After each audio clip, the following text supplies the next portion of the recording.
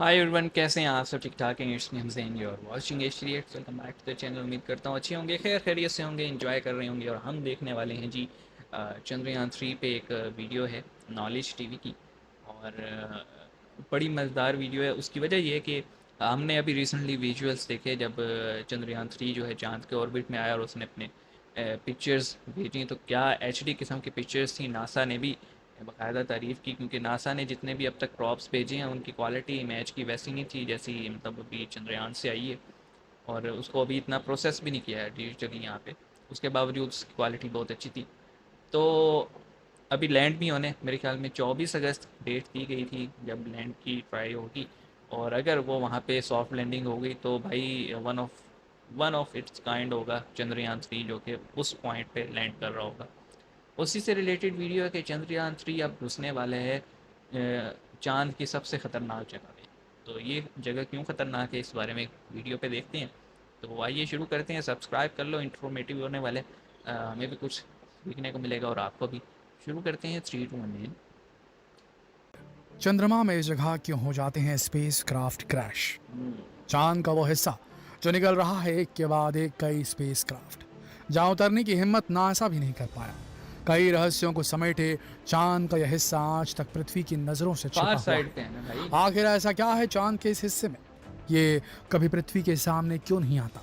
क्यों यहाँ लैंडिंग इतनी मुश्किल है? और यहाँ चंद्रयान पे हर 3 वक्त यही अंधेरा। जाने वाला है, तो इसका मतलब क्या चंद्रयान 3 भी यहाँ मुश्किलात को फेस करेगा?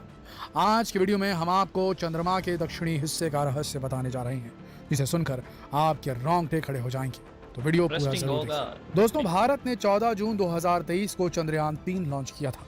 अब ये चंद्रमा के काफी पास पहुंच चुका है जी। और 23 अगस्त 2023 को ये 23 अगस्त चांद की सतह पर आज सॉफ्ट से लैंडिंग की कोशिश करेगा। 10 दिन अब बाद, आप सोच रहे होंगे 9 दिन बाद, कि 10 भाई दिन बाद। हम ये क्यों नहीं कह रहे कि चंद्रयान 3 यहाँ सॉफ्ट लैंडिंग करेगा।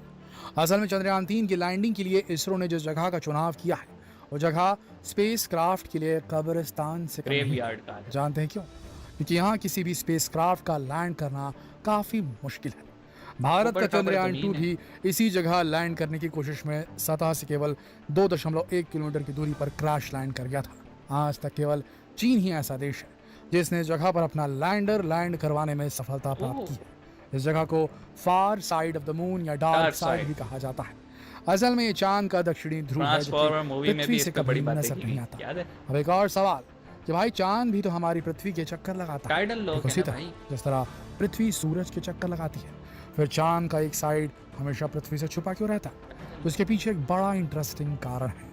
असल में हमारी पृथ्वी और चांद एक दूसरे से टाइडल बॉन्ड के जी। जरिए बंधे हुए हैं, और जितनी देर में चांद अपनी एक्सिस पर घूमता है, अपनी धुरी पर घूमता है, उतनी ही देर में वो पृथ्वी का चक्कर भी लगा लेता है। चांद को चक्कर लगाने में 27 दिन 6 घंटे का समय लगता है, और वो अपने एक्सिस के चारों ओर एक पूरा चक्कर भी 27.3 दिनों में पूरा करता है। इसी कारण चंद्रमा का एक ही हिस्सा या फेस हमेशा पृथ्वी की ओर रह पाता है, दूसरा कभी नहीं आता। चंद्रमा का दूसरा हिस्सा कभी पृथ्वी के सामने नहीं तो आता, हमें पता और ही इस नहीं है हिस्से को ही डार्क साइड या कि वो फार कैसा साइड दिखता कहा है। जाता है।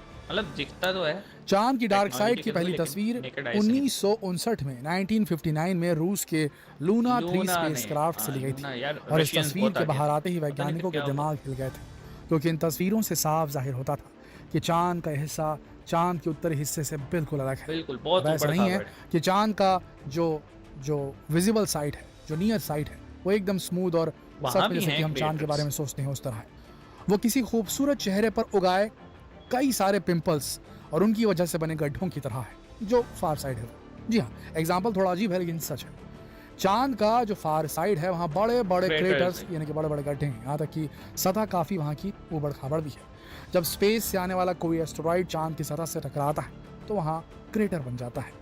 असल में और चांद पर ज़्यादातर कोई भी वायुमंडल क्रेटर्स भी मौजूद वही नहीं हैं, है, जिस वजह वही से एस्ट्रॉइड स्पेस से आने वाले एस्टेरॉइड बिना किसी रुकावट के तेज स्पीड से क्रैश लैंड आकर होते हैं। चांद की सतह से टकराते हैं, जिससे गहरे और बड़े बड़े क्रेटर्स बन जाते हैं। वेल, अगर चांद की का सामने वाली एटमॉस्फेयर होता साइड तो पर भी कितना क्रेटर्स अच्छा हैं, लगता। लेकिन पीछे के एक मुकाबले नई बेहद कम। दुनिया होती है हमारे सामने। क्लेवियस चंद्रमा पर स्थित सबसे बड़ा क्रेटर है। ये टाइको भी एक क्रेटर है। टाइको के दक्षिण में चंद्रमा की ऊबड़ खाबड़ दक्षिणी हाईलैंड्स में स्थित है।